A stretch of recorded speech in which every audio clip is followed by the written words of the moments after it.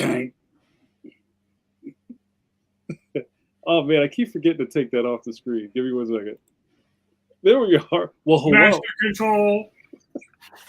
I'm pressing all the buttons. I'm like Uniblab over here. Guys, welcome back to Pencil to Pencil. I know you missed us. But we are back. We're back. It must be Wednesday. It must be must-see interneting. The boys of summer are back. Your buddies of Pencil to Pencil. Let's start the engine. My name is JAMAR NICHOLAS. I'm your first host. I'm a cartoonist in good standing. I am also in the traditional book space, what they call an author illustrator. I have a series at Scholastic underneath the graphics imprint called Leon the Extraordinary. Why, thank you, Steve Connolly.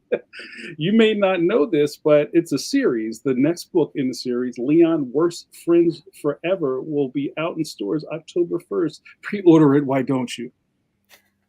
You guys, I would be remiss if I did not introduce our co-host, co-conspirator, co-cohort, Cocoa Puff, Shimmy Shimmy. He is a pioneer of the web comics. You know the web comics. You remember the web comics.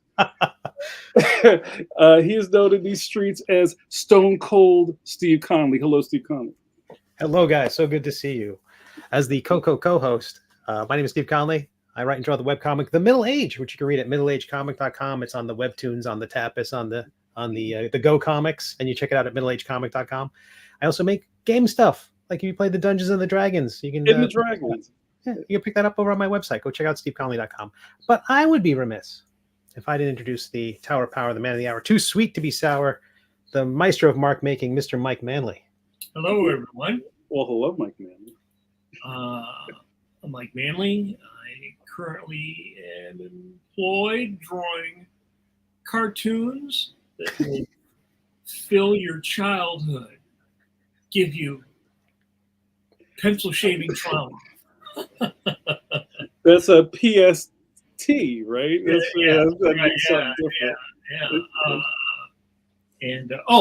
International cartooning. Yeah, I was actually, speaking of international, thanks to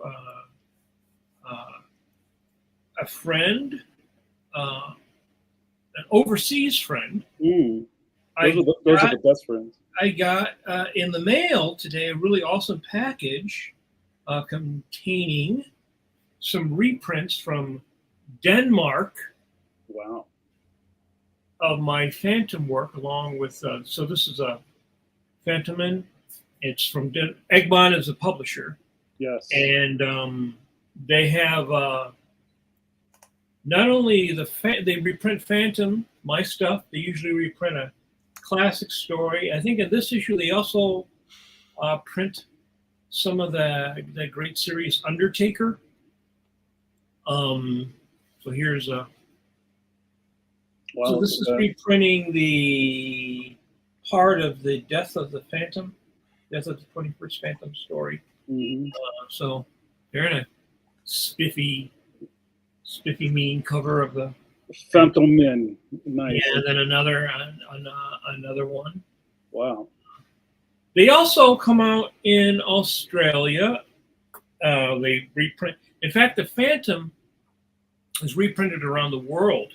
And then I got one more, which X9, Agent X9. What's up? Agent X9, which was the strip that Dashiell Hammett and Alex Raymond started back in the 30s, which became Secret Agent Corgan, which Al Williamson drew, and then like I did around 2008, 2009, I did a story.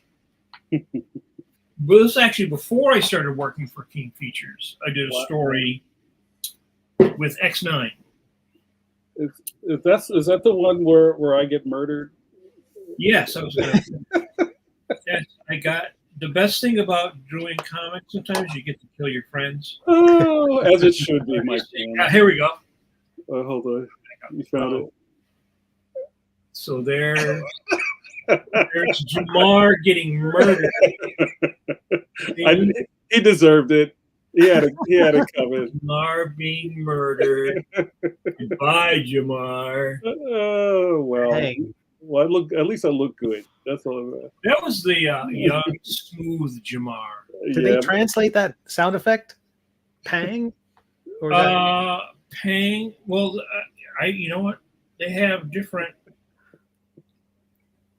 No, I think the sound effects are the ones that I put in.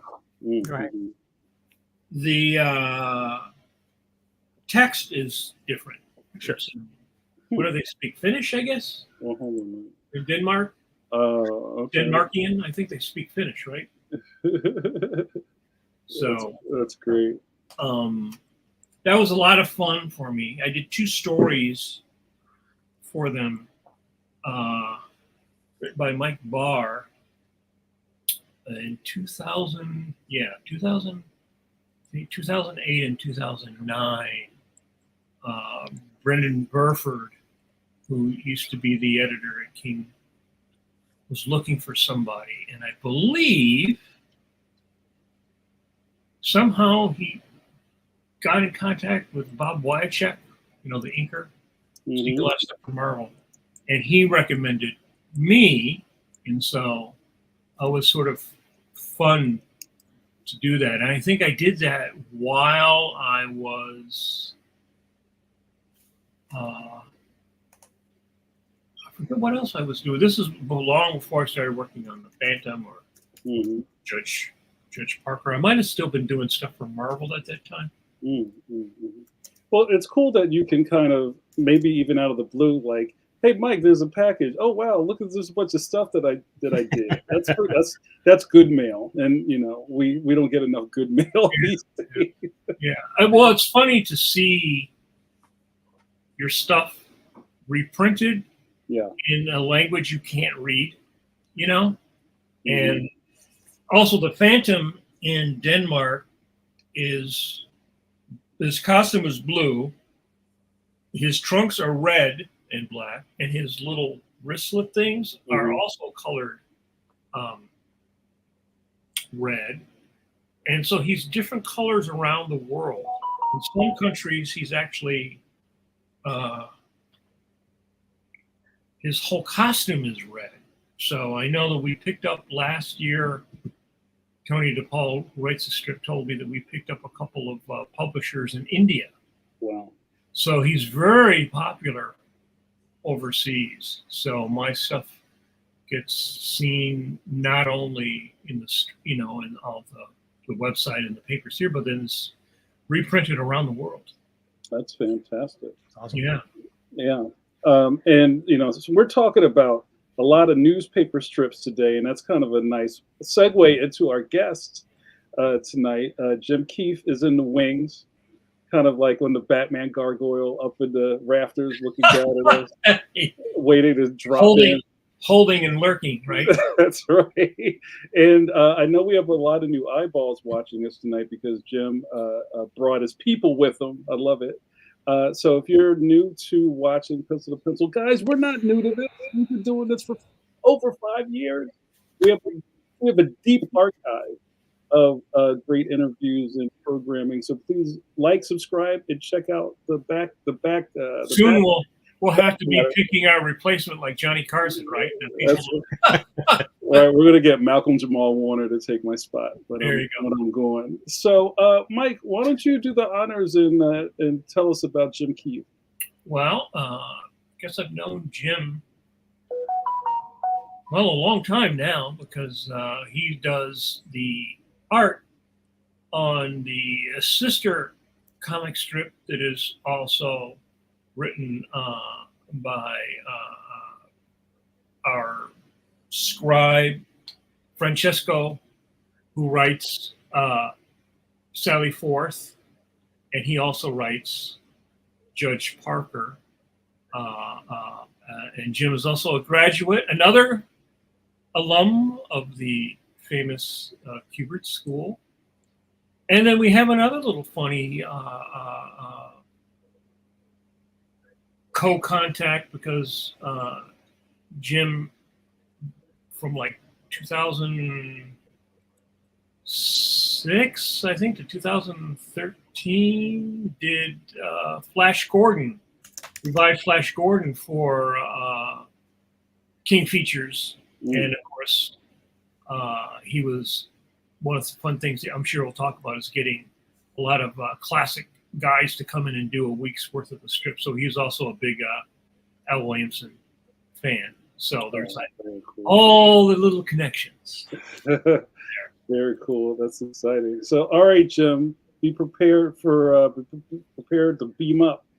Let me get all my stuff together here over here. I'm running the board, so yeah, we don't want a transporter accident. That's right. We don't need a Grundlefly accident like last time. So, all right, guys, welcome to Pencil to Pencil, the legendary Jim Keefe. Ding! Bam!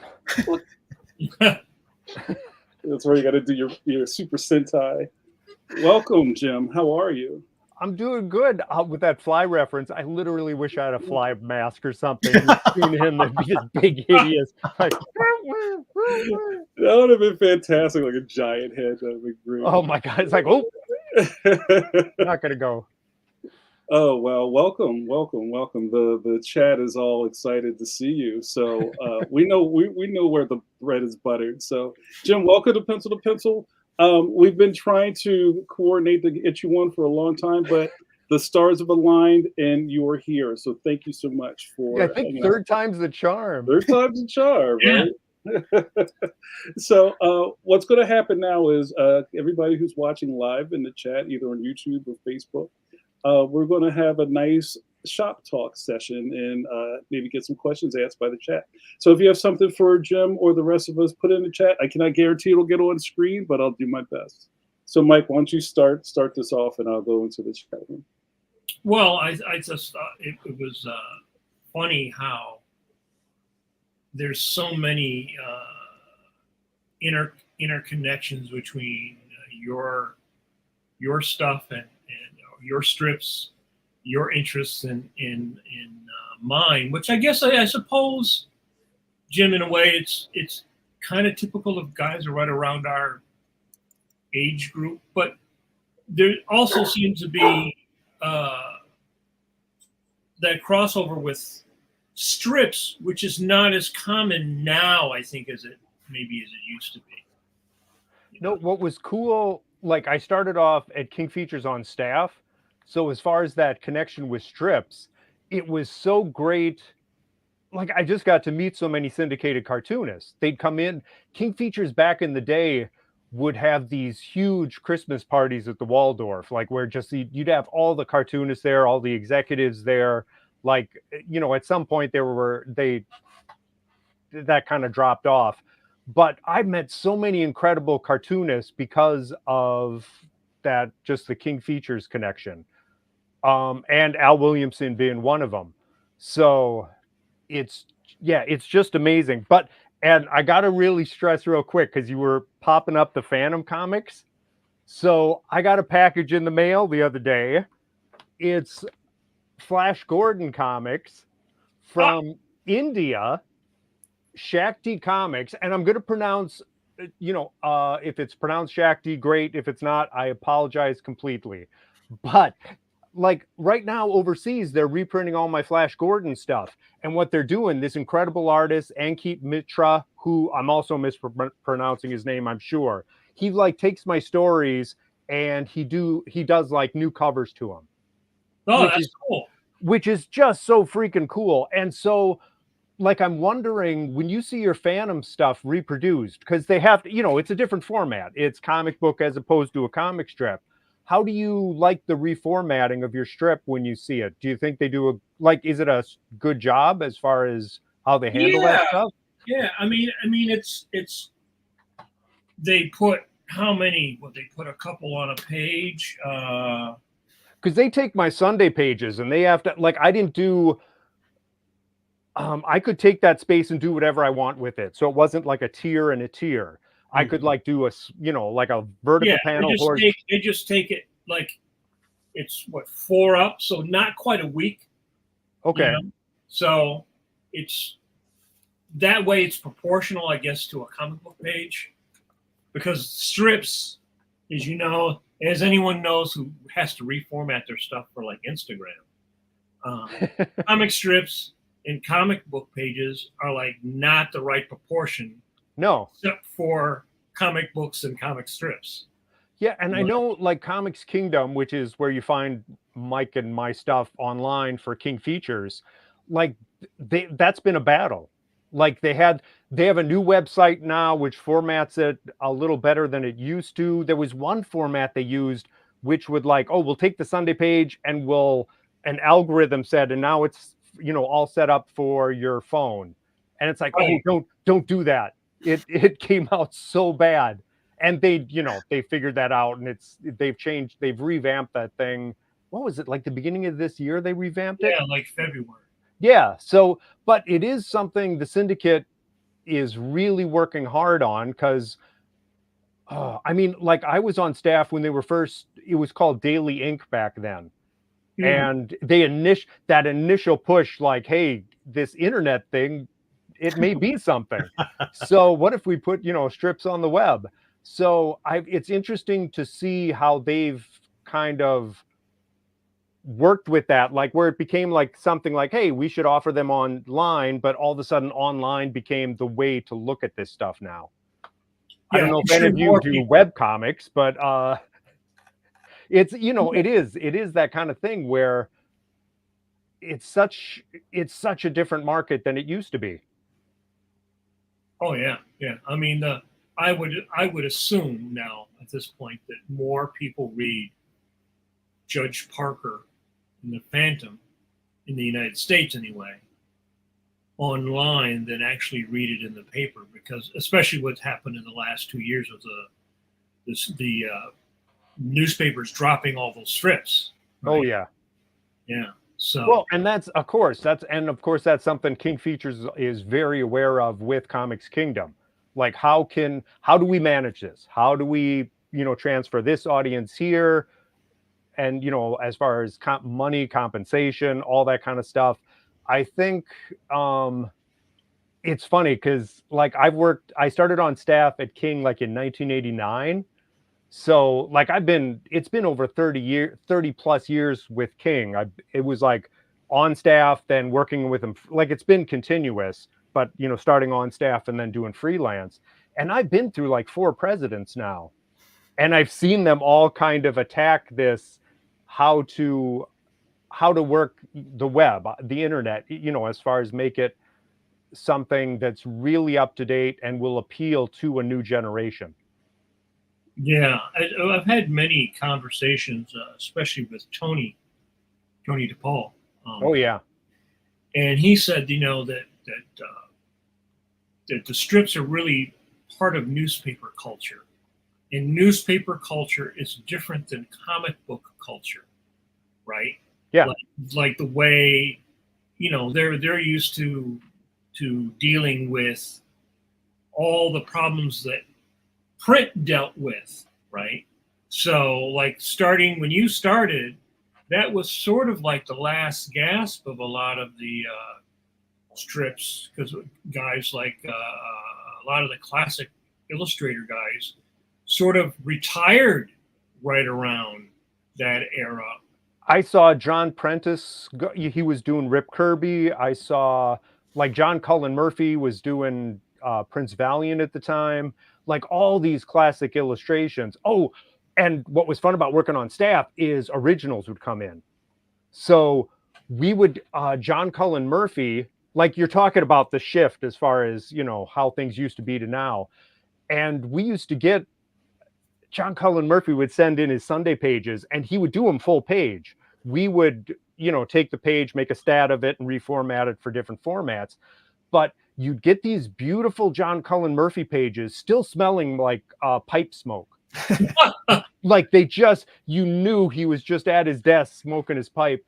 And a newspaper reproduction, it doesn't matter what kind of reproduction it is.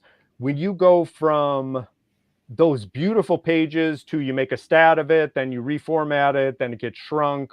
Like a lot of people, I remember seeing online, well, oh yeah, John Cullen Murphy just wasn't the artist Hal Foster was. And granted, Hal Foster is like the gold standard as far as adventure strip. I'm not saying, putting any, he was incredible. But John Cullen Murphy's artwork, from what I saw with the original to the final product, was like they weren't seeing John Cullen Murphy artwork by the time it saw print. And then that first iteration on the web where you guys remember back, you know, like that stuff was, the artwork was lost on the web because it was so pixelated, so small. As far as you had a new generation of people coming in who understood what looks good on a computer screen, where the Syndicate at that time was playing catch up a lot of time as far as what even looks good. They were formatting black and white artwork at only 400 DPI when they started, which is just insane. I mean, proof sheet size, not original size. Right. Like on the proof sheet, it was 400 DPI, which means if you want to see that strip larger, it's just this pixelated mess. Yeah. Which it was a learning curve. Yeah. I mean, when I started on Judge Parker, And what year would that be? That was 2010. Okay. They still sent out paper proofs. So you would get an envelope. Yeah, I remember those. I got them for Flash. Yeah, like 8.5 by 11. And the whole week's worth of strips were on that one sheet, which they would mail to all the newspapers, any newspaper that was carrying this. And then somebody there would cut it, stick it on the mechanical, and shoot it again. So it's like you keep getting further and further and further and further. Oh, right? I mean, I got an L. Williamson story. As far as, remember, speaking of generation after generation, you know, as far as reprint, there was a play, I don't know if it was called Pioneer Comics or something in the 90s, but they were taking Secret Agent Corrigan and they were cutting it up and making comic books out of it. So they were reformatting it to the comic book page. And this is when I'm at the Kubert School, and I have just discovered Al Williamson through these reprints that I don't know are crappy, but it's, the work still shines through. Sure. I don't know how crappy this reproduction is. So I'm loving it. I'm loving it. Joe Kubert, he walks past my desk and I have these Secret Agent Corrigan comics out. And he's going, "Oh, you like those?" And I'm like, "Oh my God, Al Williamson is incredible." And, you know, I have no clue that Joe Kubert, and, you know, he knows all these people. Al Williamson actually taught at the school for a little bit. But Joe was like, "Oh yeah, that's nothing. You should see the originals. Like what you're looking at, if you love it, you have no clue how good this really is." Yeah. Actually, one of the interesting things is that Al was probably, I sort of think of him as like the original comic. Just a second. Sure. What he had in his studio was complete syndicate runs of many, many strips, including, you know, all the Flash. He had binders in his studio full of all these complete syndicate runs. Now, the old days, because the papers were bigger, also the proofs were bigger. So a lot of times now, if you see a reprint of some of these classic strips, I know for a fact that those probably came from the proofs that Al had. Because one of the things is a lot of the old guys, they didn't keep their proofs. They would just toss them, right? They would just toss them out. So about when IDW put out a whole nice reprint of Al's stuff, those all came from those syndicate proofs that Al had. Wow. That's why they're so nice. So it's like, you know, King Features didn't, for the longest time, they didn't have the morgue is what we called where all the proof sheets were kept. So the morgue kept being raided by people who were like, "Oh, I want to grab some art," you know, by people there who shouldn't have been grabbing stuff. And then they got someone on staff to be like, "Yeah, that's not a thing. We're not doing that." Mm-hmm. But like all the Hal Foster, they didn't have the run of Hal Foster for the longest time. They actually had to, because I saw the actual proof sheets on the back of them. They said they had stamped all from the Raymond estate. Like they actually got Alex Raymond's proof sheets because theirs just weren't to be found. So the like King Features was able to get all this stuff. And even when King Features like they took over North American Syndicate, I believe, and Cowles and Tribune. When they took over Tribune, because that originally had Spider-Man, I think, Tribune didn't have like, oh yeah, here's the proof sheets we have. We didn't do a good job keeping them, mind you. Like, so there is no, in the 70s, it was like Spider-Man, the Hulk, Howard the Duck even had a newspaper strip. There are Conan. Oh, John Buscema, Conan. Oh my. So there's not good copies of those things because this. It's like thanks to collectors, like what was the famous guy, Bill Blackbeard? Yeah, Right. Yeah, where I think the Billy Ireland Museum now has all his stuff, which they're doing a phenomenal job, like making copies. But all those old Milton Caniff like collections were all from Bill Blackbeard, like his collection of comic newspaper strips, because the syndicates weren't keeping good copies. Yeah, it's funny how it sort of would be like Walt Disney not having copies of their film. Right. It's like every time you want to see Snow White, Disney would have to go to the library. Well, you know? It was such a disposable medium. It was, there was a time, because I was talking to this guy, they would just give away art. King Features would just give away original art. Like they weren't, as far as getting it back to the artist, that wasn't always the case. They would have days where you could come in and grab some art. They would send stuff. It was like, hey, I was wondering if I could get a piece of art, and they would just send it to them. It was insane how little regard there was for it. But on the flip side of that, I think people now, because right now they see on eBay or Heritage Auctions, like, hey, here's this old Batman page worth the price of a house, you know. So they're thinking, oh my gosh, this is like something that is of such great value. Not 50 years ago. No. Like it was literally, a lot of people, it was like thrown out. It was not something kept, and art was it was production. It was done for, you know, especially work for hire stuff.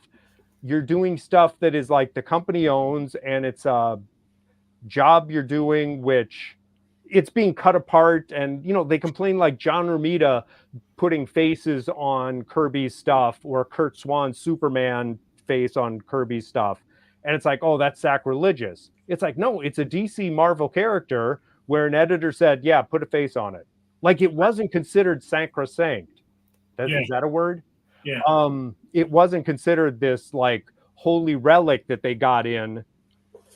The artists recognized it, because I remember, I forget who said they used to work on it, Marvel, where John Buscema pages would come in, and if you turned him around, he'd have all these sketches, and just, you know, he'd be working up stuff, figuring stuff out. And sometimes with a light box, you can flip a page over. This is old school. You flip the page over, put on the light box, and you could see it in reverse. So then you can make all these fixes on it whatsoever, and then flip it around again. So it was not considered. Yeah, it wasn't. The artwork wasn't considered something of value except to other artists. Well, that's how Al got that amazing collection, because he knew how to go in and. I am so freaking jealous that you worked at his studio, just so you know.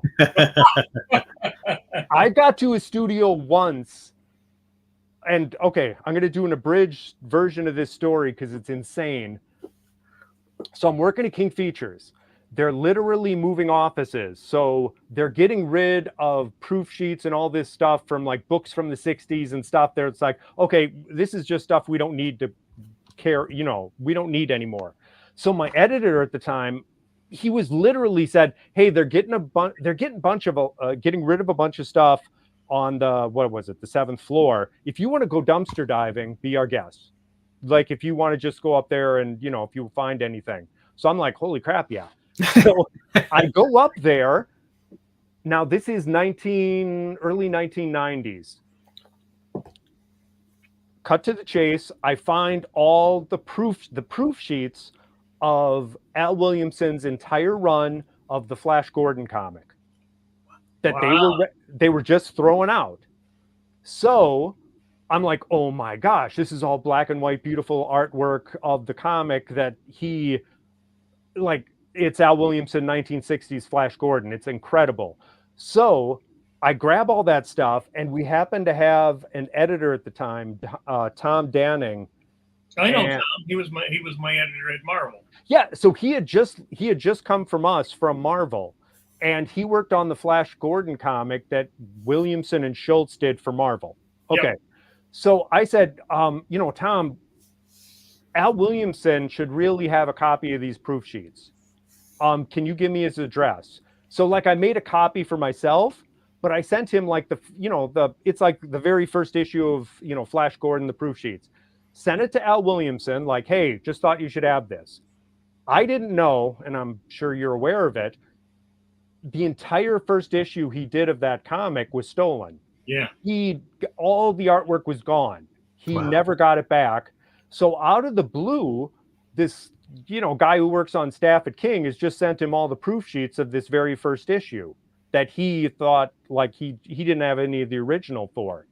So I became Al Williamson's best friend for that. Like, he was like, okay, you're one of the good guys, which he, as you know, valued a lot.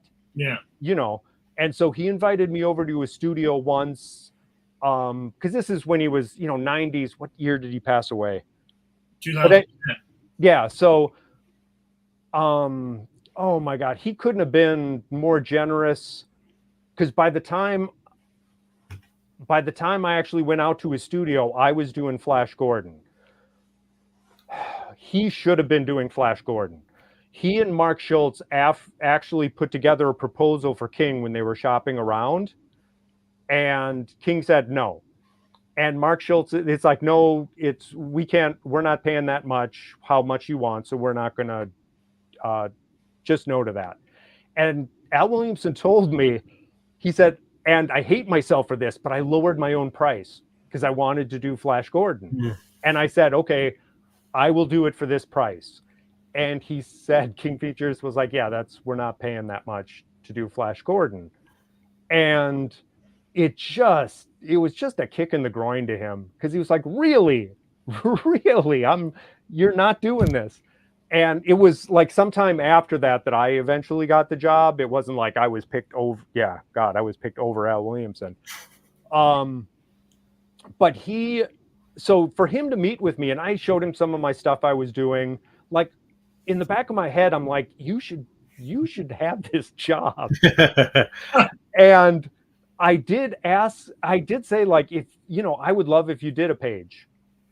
If you did it, and you had mentioned, like, you know, other artists I had do Flash Gordon. I asked him if he would like to do a page. He was currently inking a Star Wars at the time, so he didn't have the time, but he eventually did some pages for me.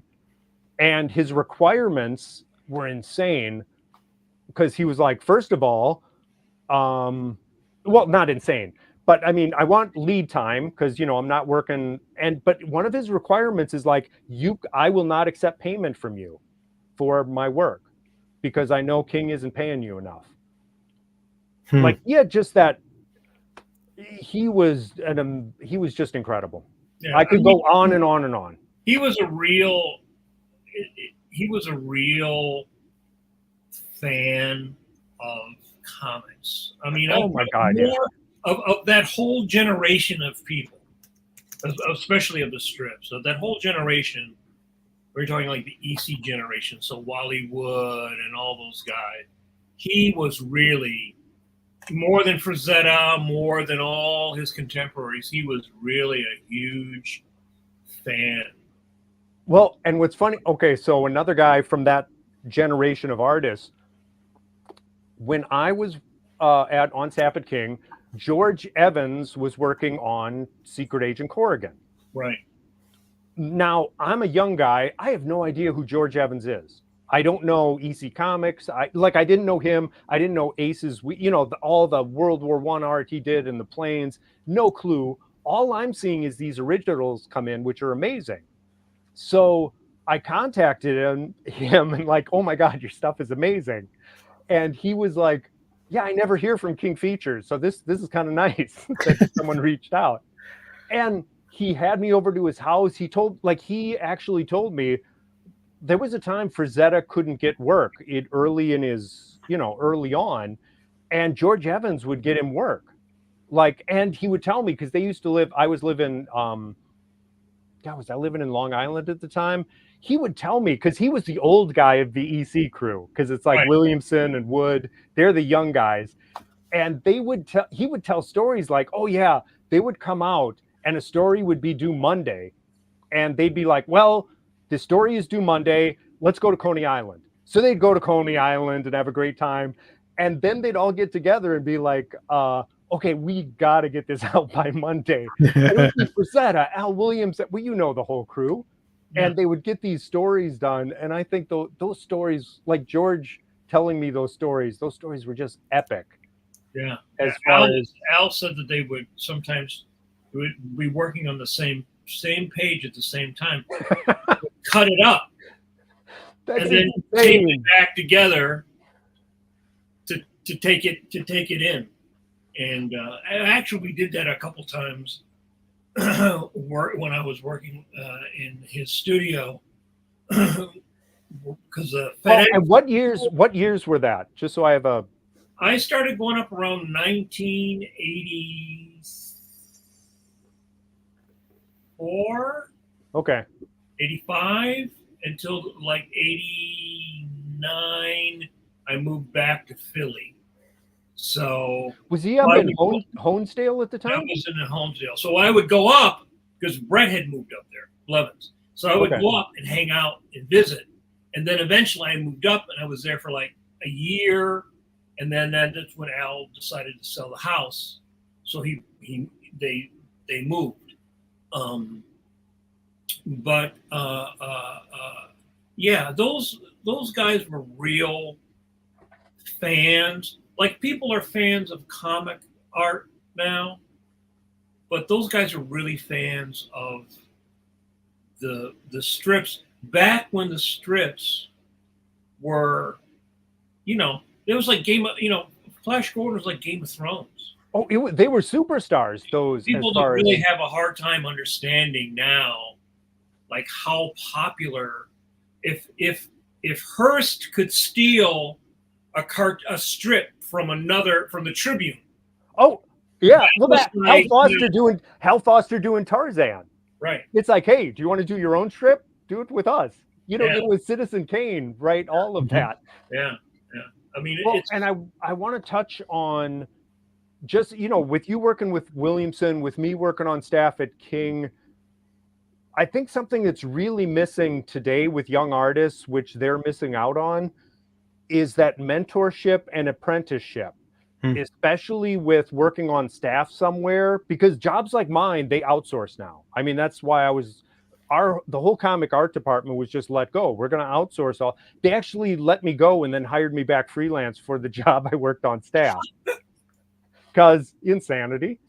But like, I really feel like today's artists, like the way they get apprenticeship and mentorship, I mean, there's Patreons they could follow.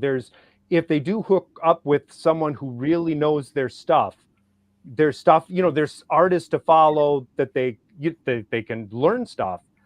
But even the Kubert School was set up because Joe was like, I learned by professionals in the field. I'm going to start a school with professionals in the field, all teaching what they do for a living.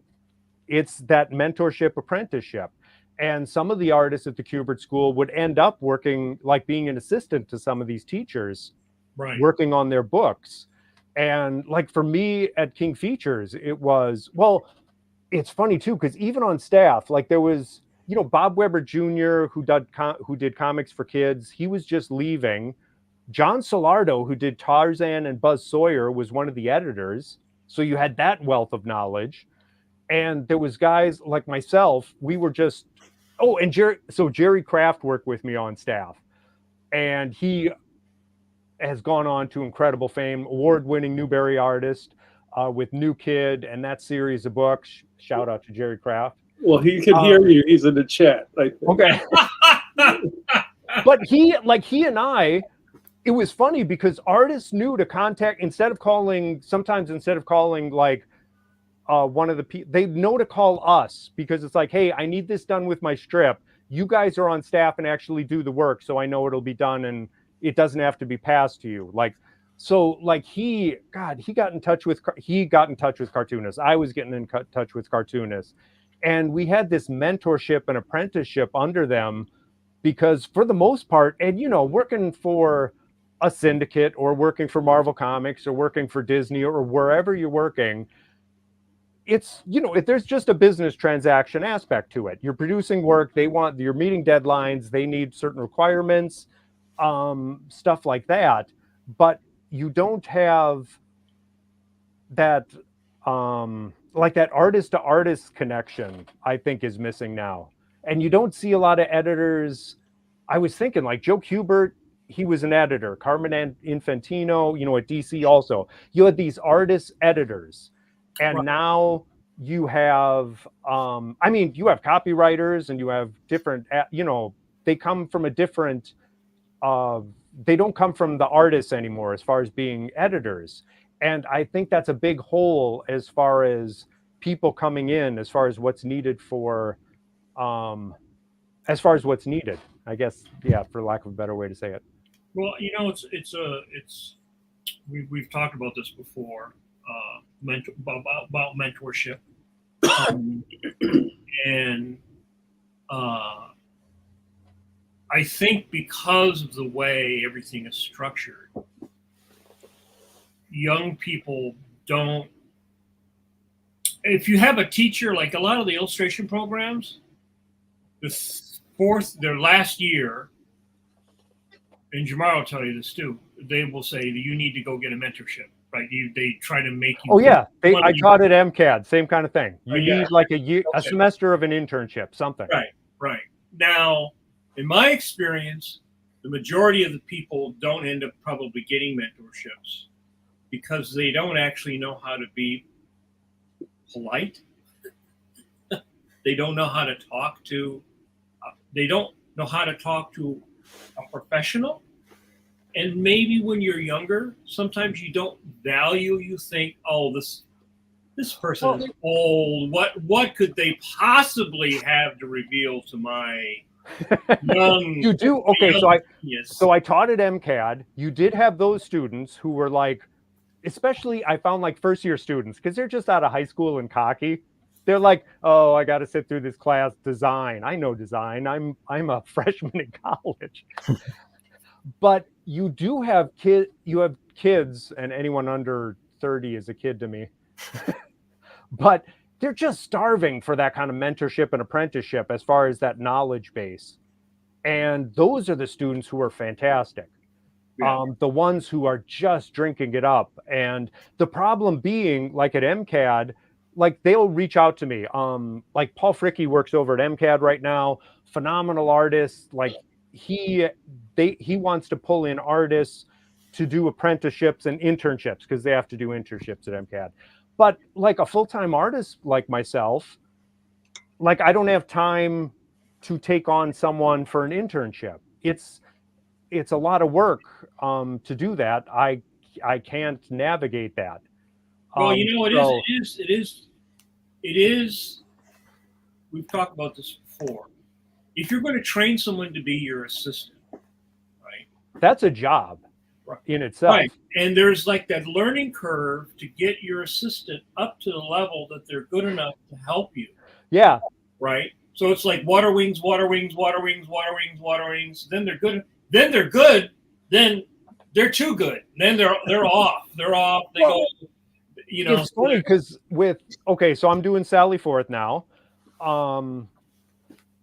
And like Craig McIntosh, who used to do it, I moved back to Minneapolis. I was living in New York for a while. It was funny as far as like having someone work with you. It's like I ended up working with Craig McIntosh. He literally, a phenomenal artist, had done Sally Forth for a number of years. He also does this work for he was doing this stuff overseas in the South Pacific, looking for information for MIA, missing in action. And anyway, long story short, he was overseas and he got malaria. So he comes back and he needed someone to help him with Sally Forth. because he needed someone inking it. He said, I can pencil it, but I need help inking. I had just met him and shown him my work. I wasn't like, hey, can I have a job? I was just like, hey, you're a cartoonist, King Features. It'd be fun to meet up. And so he knew out of the gate, like, okay, you know the syndicate. I've seen your work. You can, like, I went into his studio just to be like, hey, what brush are you using? But like with my wealth of experience, I was able to like get up to speed faster, I guess is the way to say it. Yeah. And, you know, with a student, there's so much more you have to teach. And so it's insane. Well, also, like, it's just so much work. And the student is sometimes the student is also timid. Like, you know, I've had assistants where you say, well, you know, ink that. And they're like, oh, they freeze. Yeah. They freeze up because it's like, oh my gosh, this is going to be in the paper. Someone's going to see this. Like, it is that, like, oh my God, if I screw this up. And I'm like, oh yeah, screw it up. It makes no difference. Like, you're fired, but it makes no difference. No, but literally, like, don't be so precious about your ink line that you put down a crappy ink line. You know, there is that sense of you've been doing it so long. When you do an ink line, granted, you need to warm up, and you know you need to. It has, and if you could be using a Wacom tablet, you can use. It can be pen and ink, but if it's crappy, it can be fixed. Like, and so yeah, it is. I know that a really new artist is so precious about their art. It just is really tough, and I was the same way.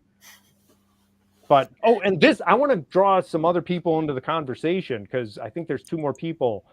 Other than just me and Mike. So no, but I want to say, like, okay, so with like with the Leon books and with the middle-age webcomic. Now, middle-age webcomic also, it's like the 300th episode just this last spring. Yeah. So now for the two of you, and like I got really I don't know the right word. When I was doing Flash Gordon, I was writing and drawing it. Like for Sally Forth, it's work for hire. I'm really appreciative that that Francesco's writing it. Like that burden is off me. So I can, it's, you know, as far as this job, I can just concentrate on the artwork.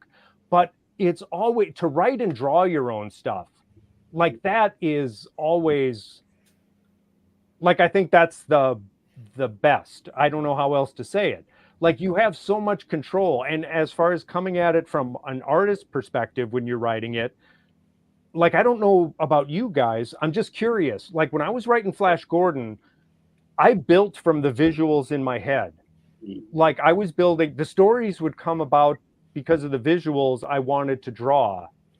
And I was wondering with the webcomic and the Leon books, if you write out a story, or are you thinking visually first and then a story comes from that? Steve, you want to go first? I was looking at you, Jamar. No, it's like the Brady Bunch. Wait a minute. too late, Steve. You go. I think it's first of all, I was quiet because every once in a while I'm like, I just revert back to fly on the wall, listen to you guys talk about Al Williamson. I'm like, I don't want to interrupt the flow at all. For me, writing it's a mix of the two. What I want to draw, what the story requires, and what stupid jokes I can write.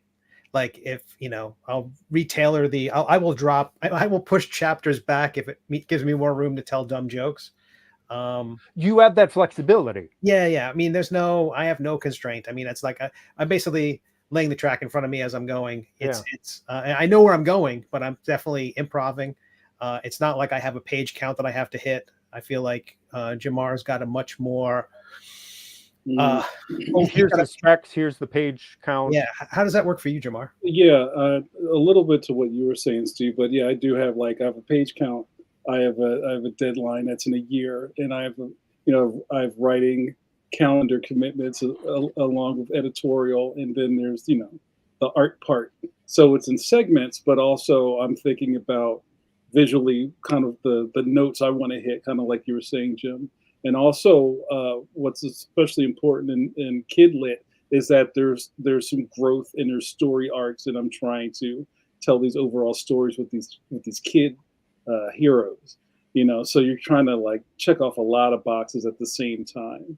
How much editorial input do you get first, Jamar, like the editorial input to your book, like because you have a track record. So, like, how much back and forth is there now?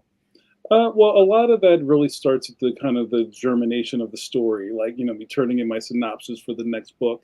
And then there's a lot of back and forth about just kind of not necessarily this is right or this is wrong. It's kind of like, where do you want this to land, and what's the direction these characters are going to go in this volume? And, are the beats of this being true to the characters, that kind of world building, storytelling stuff. Because I had, like, for Flash Gordon, the first year micromanaged because, like, I was a newbie at that, Who were you following when you picked it up? So it went through some weird iterations because they had Dan Barry, and this is a funny story actually, because it had lost some papers. So the editor at the time, Jay Kennedy, had to call Dan Barry, who is a noted curmudgeon. Okay. And it was very much like, hey, I got to call him and say, you're getting a pay cut. Yay. So he calls up Dan Barry. So this is the view from me. I think Jerry was with me even when this happened. So Jay comes out and he looks like deer in the headlights. And he's like, yeah, I just called Dan Barry.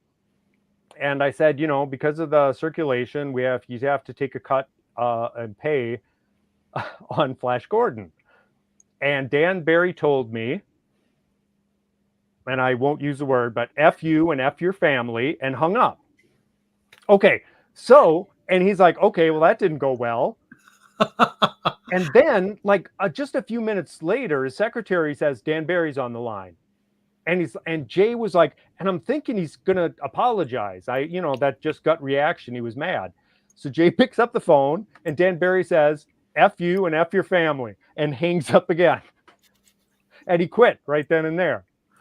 So, like, after that, they did they tried to do some cost-cutting measures where, first of all, it wasn't paying like it used to. So it's like they actually had, like, I think Bruce Jones was writing and Ralph Reese was doing it for a little bit. Ralph Reese, it's a ton of work. Anyone who does an adventure strip, I do not envy whatsoever, Mike Manley.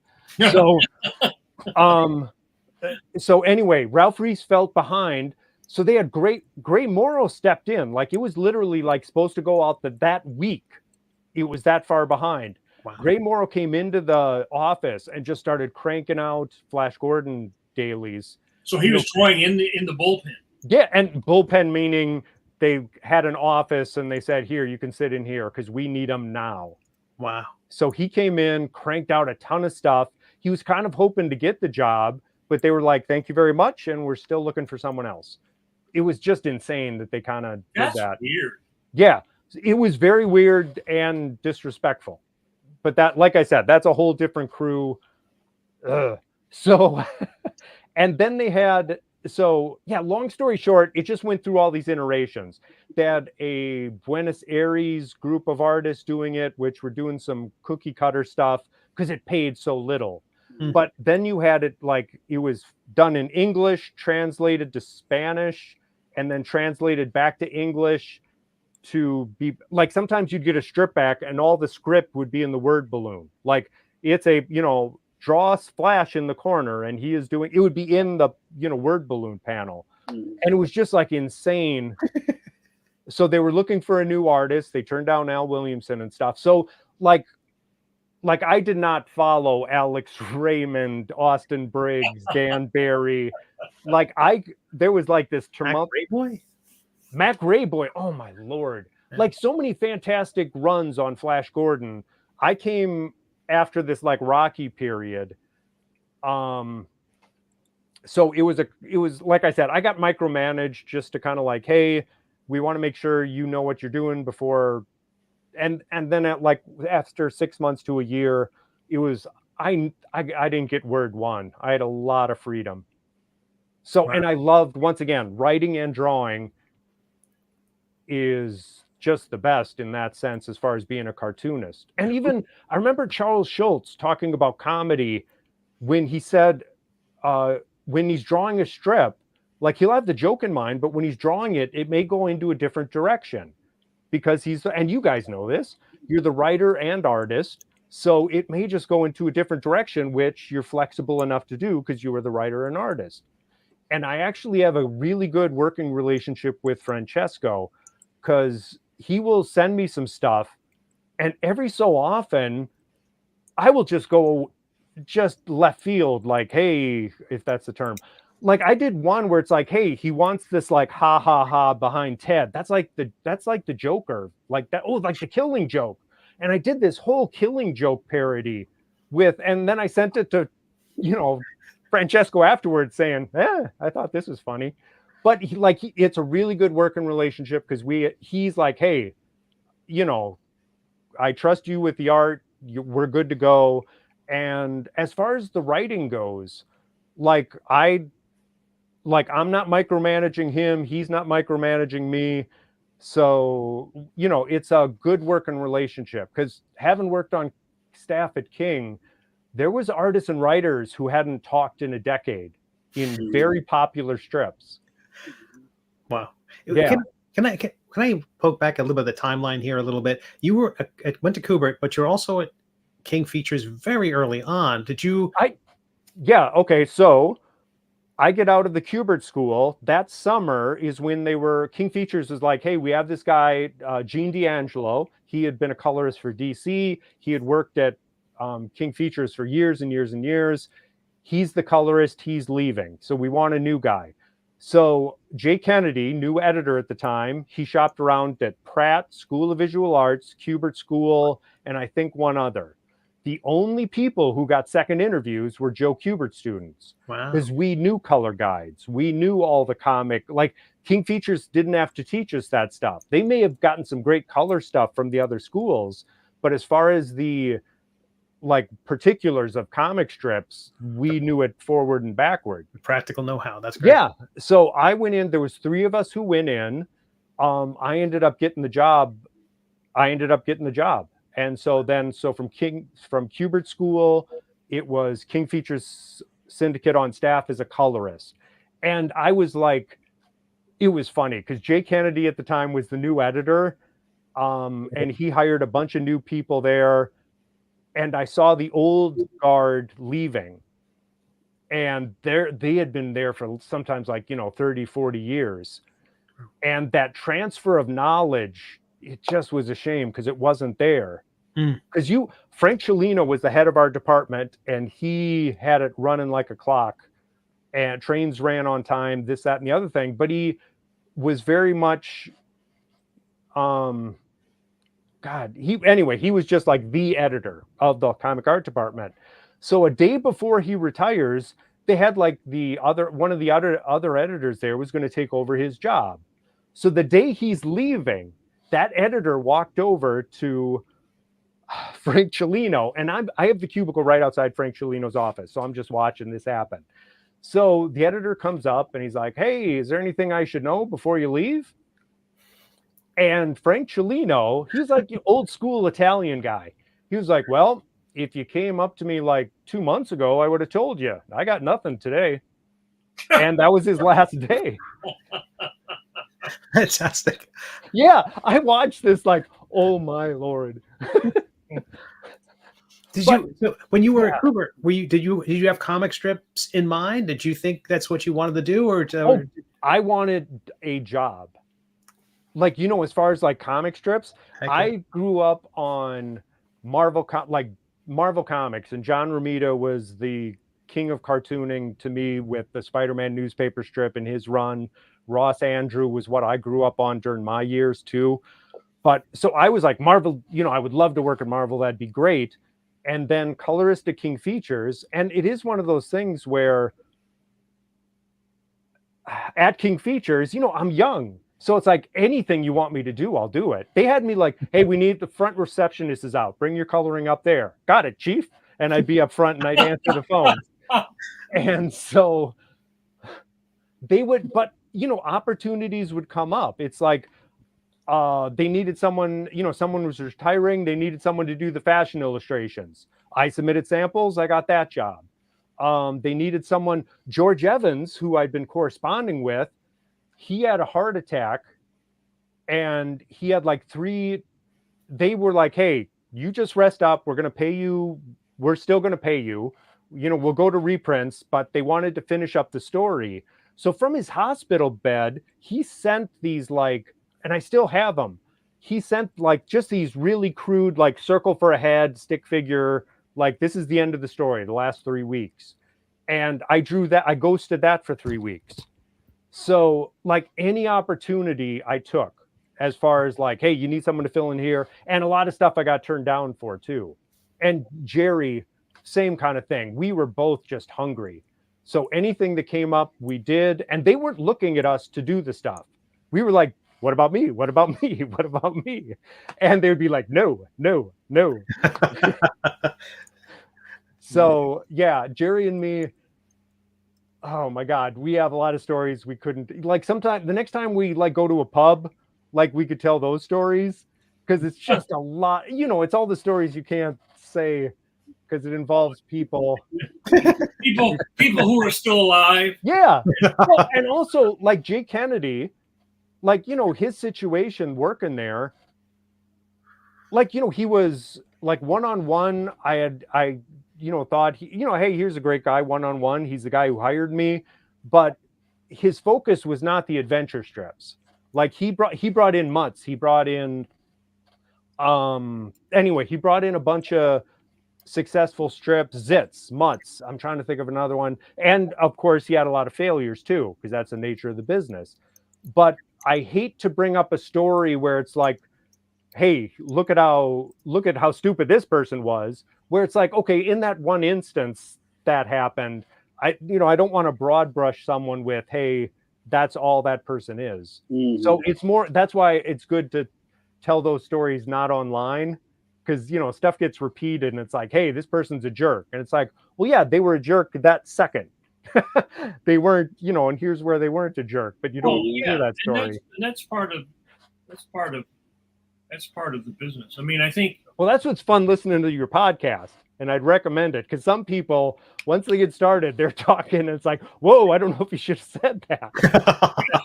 I mean, what you illustrated, what you just told, is really the story of how a lot of people, most people, get a job in comics, because there's an emergency, right? Somebody goes, hey, here's a bucket, put out that fire, right? That was really just about how everybody got a job, probably up until really this generation of people who are getting jobs more through networking online, maybe. You almost have to have a following before they'll even look at you these days. Because when I got Flash Gordon, I was not a name whatsoever. And it is a case of, who was I listening to? A lot of, it is a business. Make no mistake about it, young cartoonists. It's a business, and they are looking for how little they can pay you, because that's the nature of everything. I mean, if I'm looking for someone to help, I need someone to do my house. I need, to work on something. Here's my budget, and I will pay less, So when they're looking for an artist, they're not looking to say how much can we spend more on this person? And so the nature of the business is it's something new artists have to navigate, because they don't know their own worth. And me doing Flash Gordon, they wouldn't have hired me if I couldn't do the work. But the trade-off was, he's writing it, he's drawing it, he knows how to letter, he knows how to color. We don't have to ship it around all these other artists, and we don't have to pay him Al Williamson, Mark Schultz. You can eat all those extra costs. Yeah. And now, I think we had mentioned before, between the time I started working at King and now, production has shifted to the cartoonist, where all of a sudden we have to put together, we don't just send them the art, we have to format it and color it and do all these other aspects, which another generation just wasn't doing. That wasn't their job. And the switch to digital, I don't know, it was very sneaky because it was like, format it this way. It used to be done on staff, but we don't want to do it and we don't want to pay someone. Format it this way for us. And so the production aspect went to the cartoonists without being compensated for that kind of stuff. It's not like an added cost. An added price we get. So like, I think podcasts like yours are incredibly important because it kind of explains to just people who aren't knowledgeable about this stuff, as far as like what it looks like out there. Hey, if you think you may be being cheated, you may be being cheated. Talk to some other professionals. And it's like work for hire. Like if you talk to the Graphic Artists Guild, do not work for hire. Do not do work for hire. Do not. Well, I need to pay a mortgage, so I'm going to do this work for hire stuff. And the trade-off being is, do they pay me enough? Because like for Flash Gordon, I didn't renew my contract after a number of years because I was on food stamps. Like I just couldn't afford to keep doing Flash Gordon because I was putting way too much. Like it is a matter of a younger cartoonist not knowing. I was putting way too much work on it because it's Flash Gordon, and it's like, yeah, you can't afford. Because you love it. Yeah, and you can't, like, as you get older, it's like, okay, this job pays this amount, so I can spend this amount of time on it. This job, and you know how to navigate that better than a younger cartoonist. And you held those Al Williamson proofs in your hands. You know what it was supposed to look like. Yeah, and you don't want Al coming over and going like, "You let me down, kid." And he did that. I showed him some Flash Gordon pages, and I had made like Prince Thun. He was the Lion Man from Alex Raymond, and that was how you drew him, exactly like Alex Raymond, as far as Williamson is concerned. And I had made him look more like a lion with a lion face. So he pointed to the page I drew, and he goes, "What's this?" And I go, "Well, that's Prince Thun, the Lion Man." And he just looked at me like, and I was like, "Oh crap!" And the next time I drew Prince Thun, it was Alex Raymond's version. Like I literally was like, "Yeah, I'm not going to argue with that." Fantastic. It should be done because Al Williamson actually. So I went to Al Williamson's studio, and once again, he couldn't have been nicer to me. He was very much like, "Hey, I know how King Features is, they should be paying you more and they shouldn't. And you did this stuff." He had that in his head when he did this for me. But we're at his studio and crap. Oh, Mike, because you had been over to his house where he had like the Prince Valiant, the bridge scene and all that stuff. So we're at his studio, and I mentioned some art from Creepy, which I'm like, just so you know, I thought that's the best stuff I had ever seen in my life as far as your work. And we're sitting in front on like this coffee table with drawers, and he pulls out a drawer and he goes, "You mean this artwork?" And I'm like, "Oh my Lord," I'm looking at original pages. And then before I left, he said, "You're the Flash Gordon artist. You should really have an Alex Raymond original." And he goes over to this cabinet and he opens it up and he starts going through these pages and he goes, "You should have one with Ming and Flash." Okay, here you go. And he gives me this. It was like from 1944. And oh my God, he did not have to do that. Like, I don't know what made him, but it's just like, okay, you're one of the good guys, and I think you should have this. So, so I was out in New York. I was living in Jersey or Long Island. No, I was living in Long Island at the time. So I had taken 80 west to get 80 west to get to him. When I left, because he's like, "Listen, I'm going to drive you out to 80. You follow me so you know how to get out. Then you get on to 80. You'll be back home." So I'm following him out, and I have like a Flash Gordon original on me. I'm thinking of the Prince Valiant page, and I'm like, 80 west. That's the way I took. So I got back on 80 west instead of 80 east and took off. And I'm driving towards like Minnesota. I'm like, not like for an hour. I'm just going Prince Valiant. I saw, oh my God, and all those I called Al Williamson. Next time I talked to him, he's like, "So where did you go anyway?" And I'm like, "Okay, well, I was a little kind of over. I went the wrong." And he's like, "Yeah, I had no idea why you took that exit." why'd you go 80 West if you're going back to New York? That was insane. But yeah, Al Williamson couldn't have been nicer to me. And like he passed away in like 2010, you said, or something. Yeah. So later, he would actually call me out of the blue and just go, "How you going, kid? How's it going, kid?" And just kind of check up on me. And it was like, and at that time, you know, he was getting sick, and it was one of those things where the conversation would go about 20 minutes and then it would repeat a little. Yeah. Because it was the nature of what he was going through. And I just sat there and drank it in. It was like he was just reaching out to me to be nice. And after he passed away, I got a nice letter from his wife just saying, "Hey, you know, he was thinking of you, and I'm sorry I never met you." So yeah, there's but a lot of old cartoonists. And once again, it goes to mentorship, apprenticeship, as far as these kind of guys who you consider legends, where they're willing to impart some knowledge on you.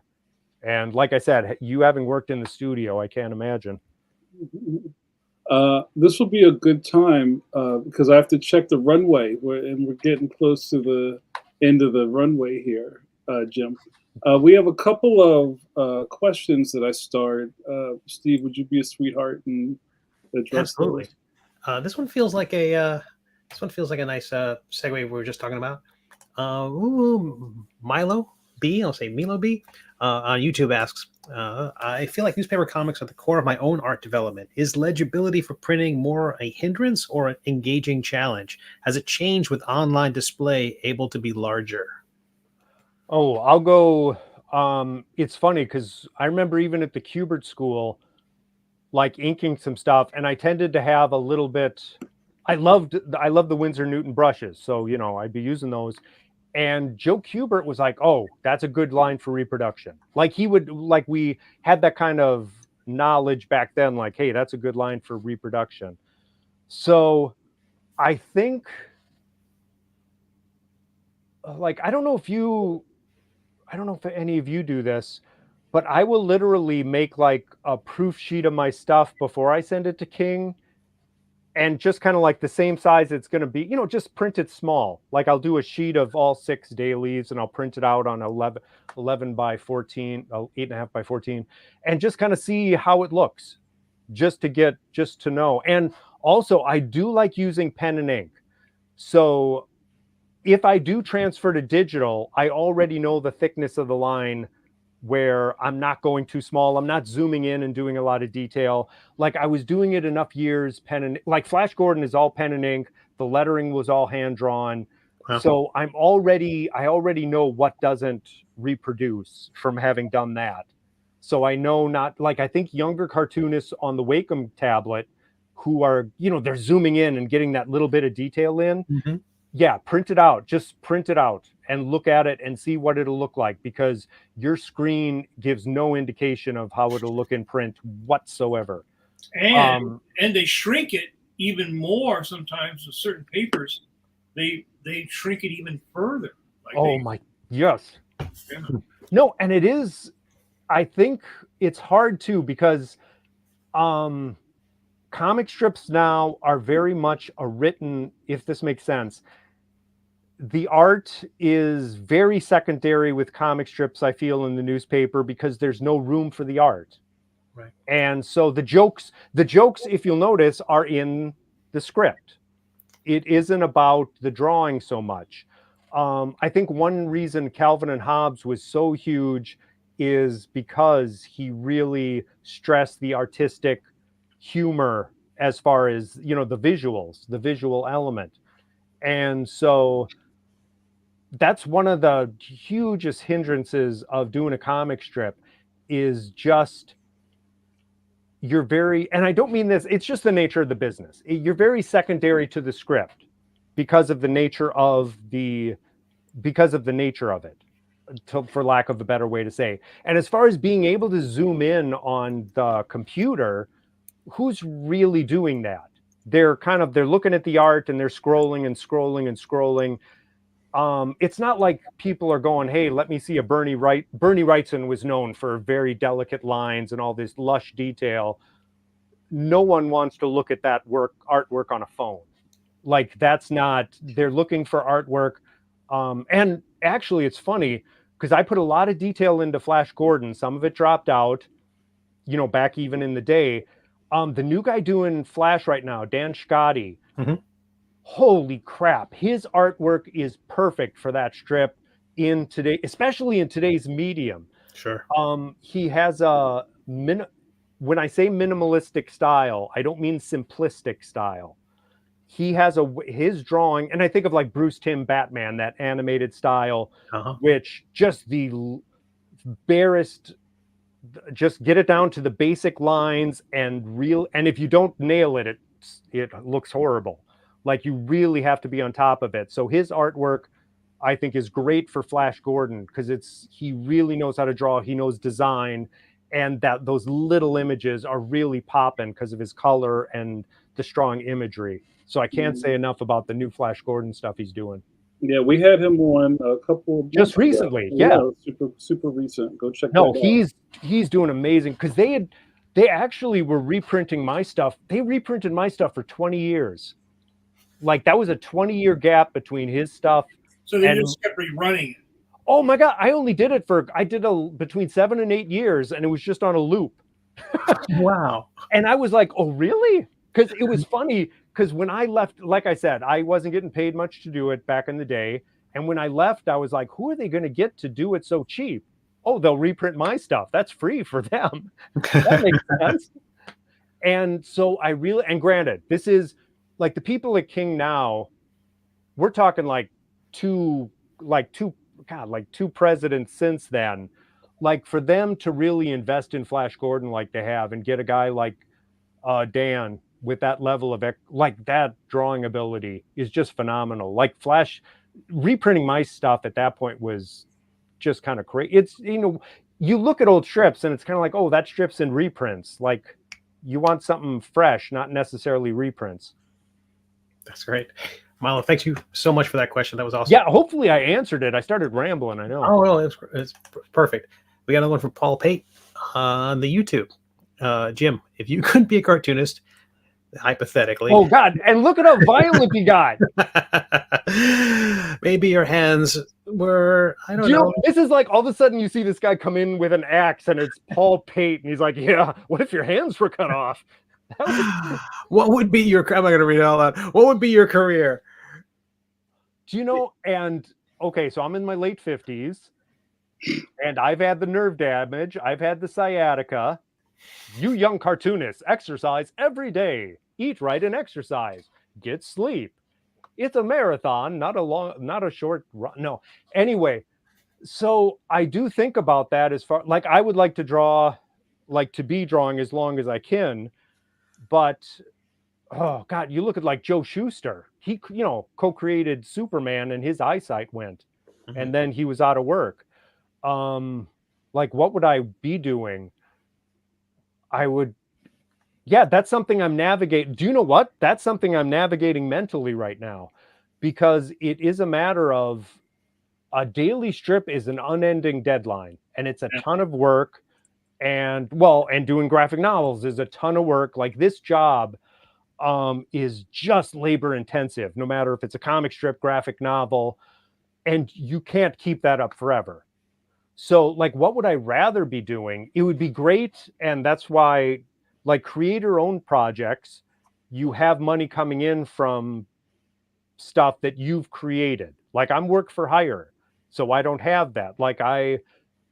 Like the Flash Gordon reprints and, you know, all that kind of stuff, just the nature of the business, I don't get paid for it. Like when you see these collections from different artists, there's a lot of artists not getting paid for that stuff. They license it from the publisher and it gets put out.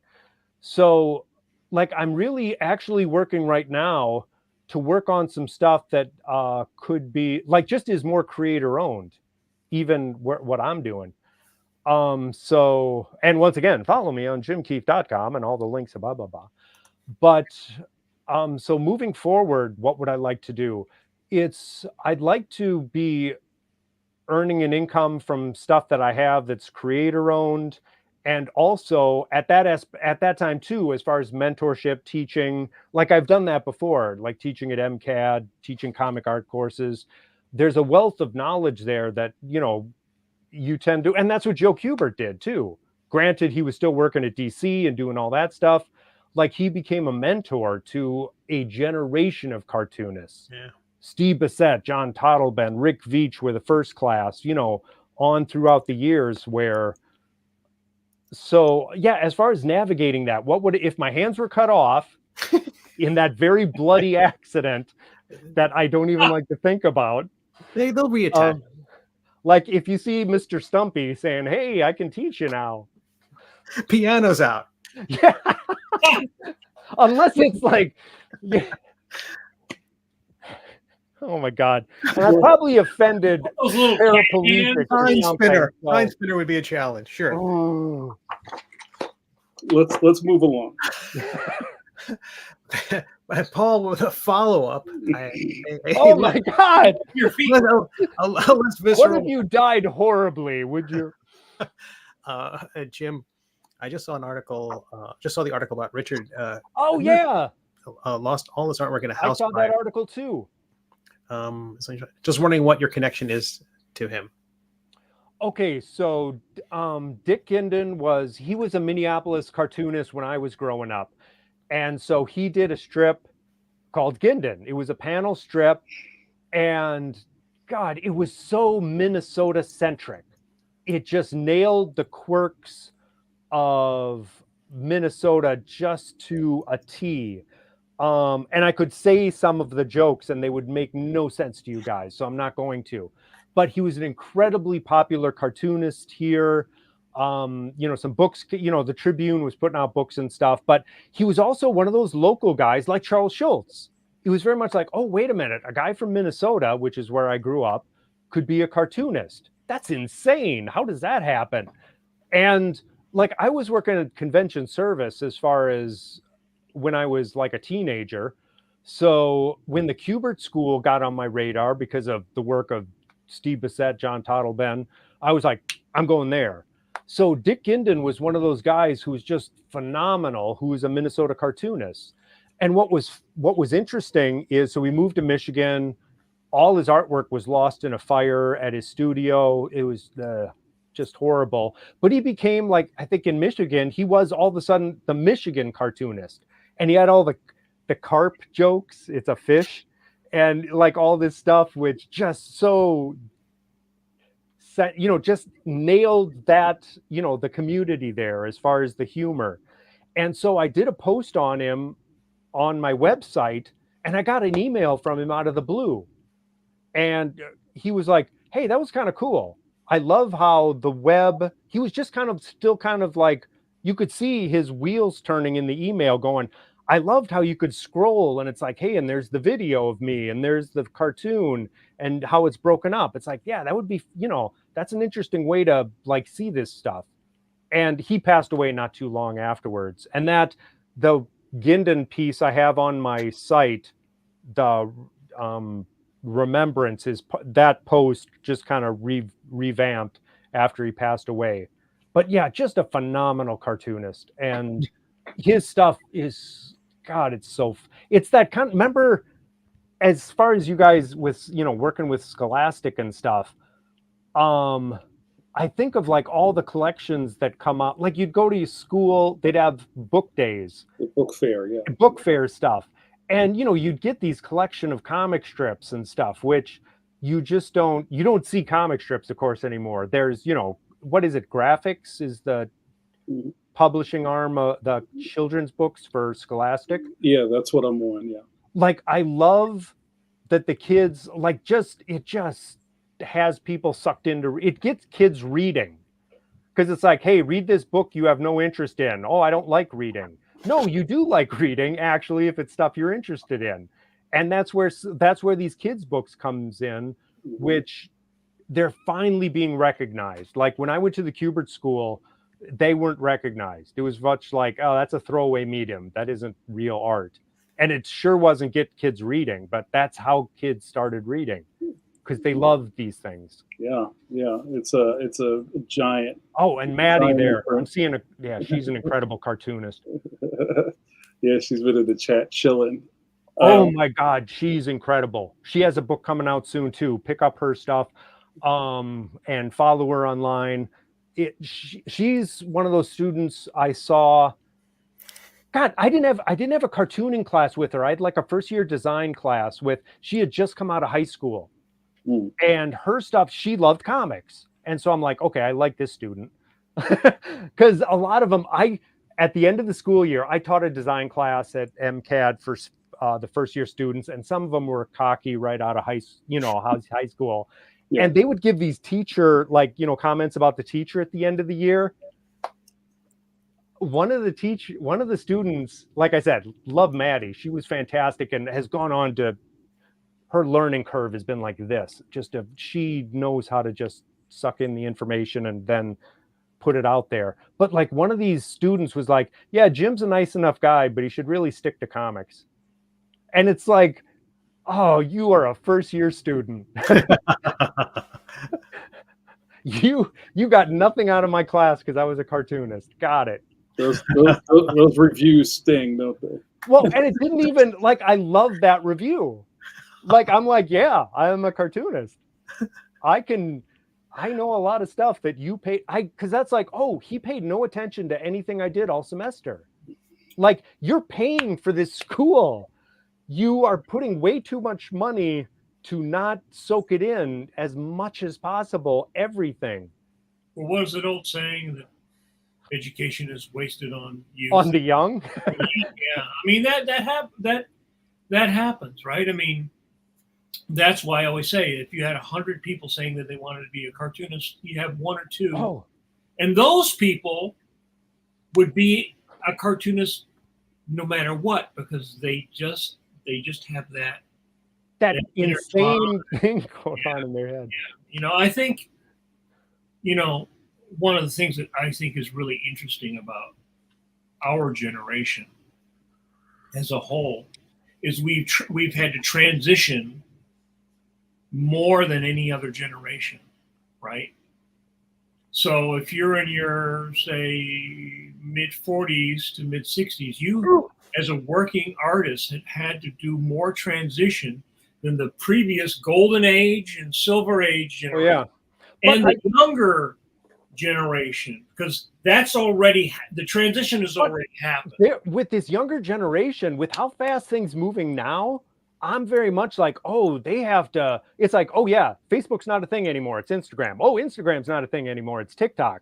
Like they have to do this dance with social media that's just insane. Like granted, I'll be dead because of that bloody accident I'm going to have with my arms where but bleed out. I'm going to bleed out. Well, that's the answer to that question. I'm going to bleed out. I will not have a career after I bleed out.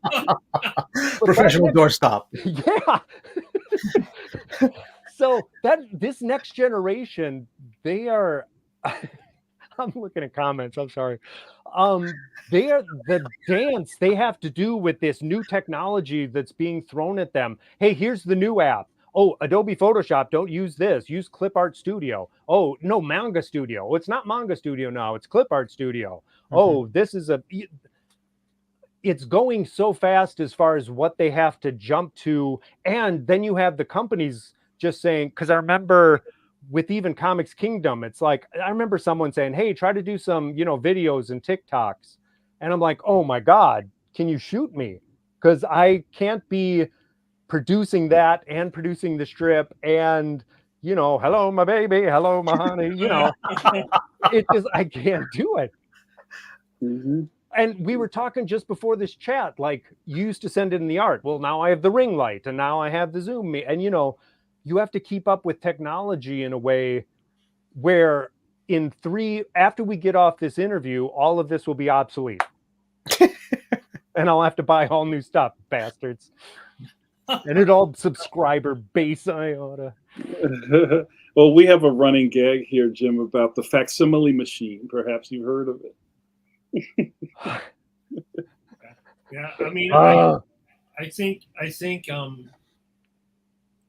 10 years from now will look radically different in a way that people might not be able to predict because of what will happen with probably the collapse of social media.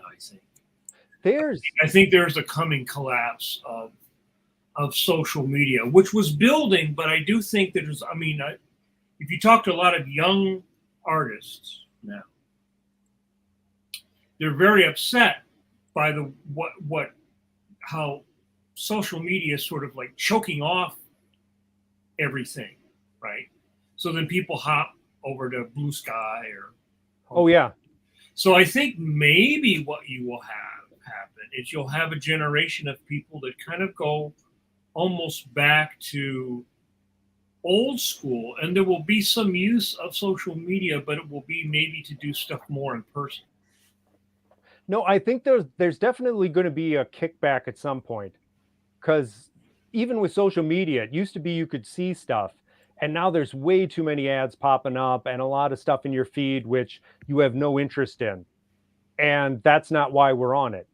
Like, there's still, like, luckily with Facebook, I've blocked enough stuff where I get a lot of art on Facebook. Like, and I know that's the old fogey network now, because Facebook is, it isn't like, because it is like TikTok, Instagram is, I think I see more growth there this moment. Everything will change, like I said, as we get off this podcast. But like, it is, I don't want to be on one of these social media screens where I'm seeing nothing of interest and it's depressing me. Right. Like, I want to see new art. And I see these these things popping up as far as Maddie, Spencer, all these people. I'm following them on their different accounts, but I will miss so much of their stuff because the algorithm is feeding me stuff that I don't want at all. Right. And so that's, and I think younger cartoonists too are like, okay, how can we navigate this and what's the workaround for this? Because I think a lot of people right now are going, what's the workaround? Because this isn't what it used to be, and we got to figure out something else. Mm-hmm. Yeah, So you younger cartoonists, get on that. So and then tell us. As soon as they figure it out, then the marketing weasels jump on board and ruin it. Oh, so, marketing weasels. Then they got to find the next thing. And they got to find the next thing. So, yeah. I love it. All right, guys, we're running out of room here. Thank you so much, Jim, for hanging out with us. As I say every week, where does the time go? It's fun, and it's fun talking to other cartoonists, because there's a lot of stuff that's just second nature to us, where I get different kinds of questions from you guys, and I recommend this podcast highly. I love it. Yeah. So, well, we've been broadcasting your website during the live stream. But Jim, is there any other place online that you'd like people to know you exist at? Oh, I will say also the Patreon. So it's patreon.com/Jim Keefe. That's actually where I'm posting a lot of stuff, which I used to post on social media, because social media just gets lost in after you post it. So I'm posting, and I just started it this year, and I'm just going nuts with it. I have like 100 posts already. It's like, oh, I want to do drawings. I want to post this. I want to post videos. Here's some advice. Here's this, that, and the other thing, where it would just get lost on social media. So patreon.com/Jim Keefe, and the stuff I'm working on that's just personal projects I'm working on, that's also on there as well. So you can kind of get in on stuff.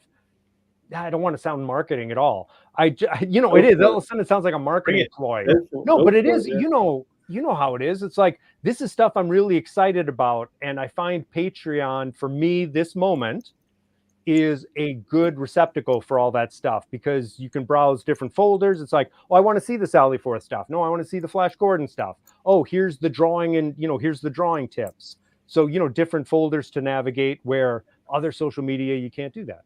Mm-hmm. Aren't you having fun on Patreon? It's the greatest. It's the greatest thing. I take it. Who here is on Patreon? Okay.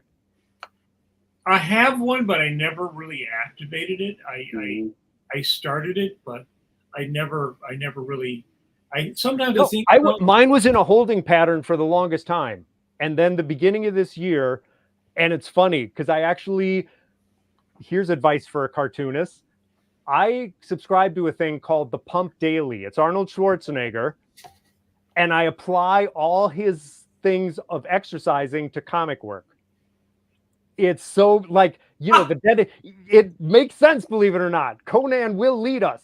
So, but it is very much like he has all this advice, like, it's only the people who stop. If you fail and fail and fail, doesn't matter. You're still on track. You can have 1 success and 6 failures. It's only if you stop doing it do you fail. Right. Just all this advice as far as stuff. And it just kind of hits home for me, and I apply it to cartooning.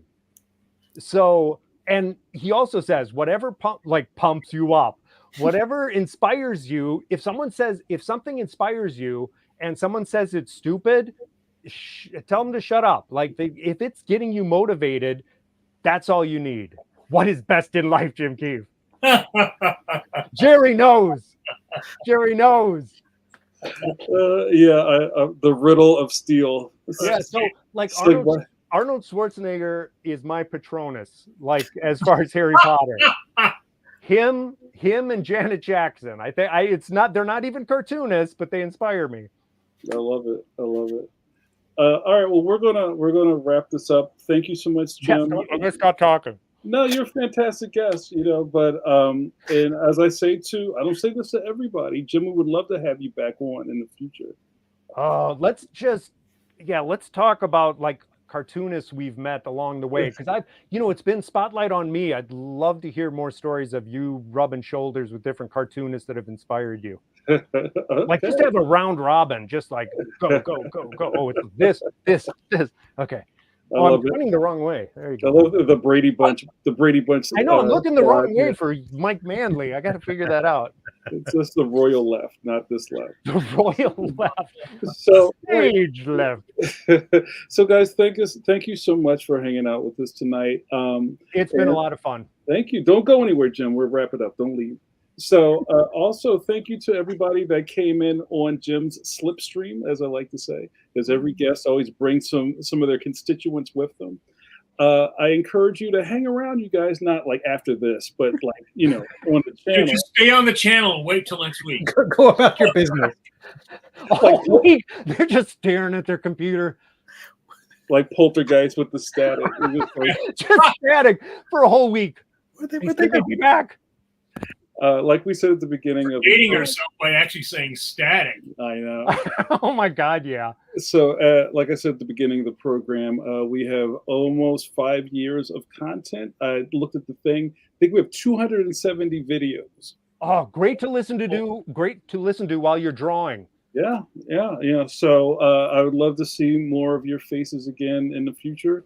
Before we get out of here, I want to give a couple of shout outs. Tomorrow, I'll be back on the channel at 9 p.m. for Coffee Break with JN. Jim, I think you'd enjoy that.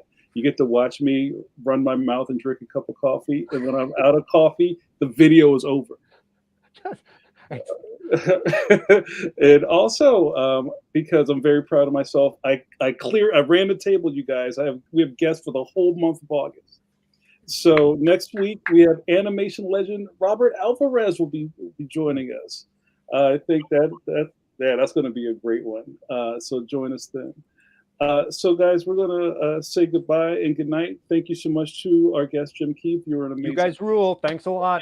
Thank you. Thank you. Thanks, Mike and Steve. And like we said today, it seems like we're running out of road. And when we hit the white screen, when there's nothing left, like at a Daffy Duck cartoon, I think it's imperative that you make sure you wash those curvy hands. Go see those curvy hands. Steve Ditko. Some Ditkos. Steve Ditko, Doctor Strange going on here. Oh, there. That's nice. All right, guys. We'll see you tomorrow.